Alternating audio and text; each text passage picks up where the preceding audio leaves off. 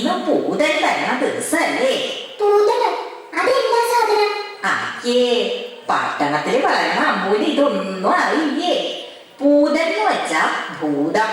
നങ്ങേലിയിൽ ഒരു അന്തർജനത്തിന്റെ സുന്ദരക്കുട്ടനായ ഉണ്ണിയെ ഒരു ഭൂതം കട്ടോണ്ട് പോയി. അവസാനം ആ അമ്മയുടെ സ്നേഹത്തിന്റെ മുന്നിൽ തോറ്റുപോയ ഭൂതം തെറ്റു പറഞ്ഞ് കുട്ടിയെ തിരിച്ചു കൊടുത്ത കഥ കേട്ടിട്ടില്ലേ? ഇല്ല മുത്തശ്ശി, എനിക്ക് ആ കഥ ഒന്ന് പറഞ്ഞു തരുമോ മുത്തശ്ശി? പിന്നെന്താ, പറഞ്ഞു തരാലോ.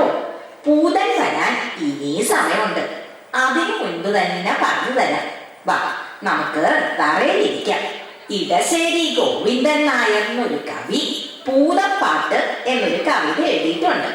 മനുഷ്യരെ വരെ തിന്നിരുന്ന ഭൂതം പിന്നെ പാപമായി മാറിയ കഥയാ അത്.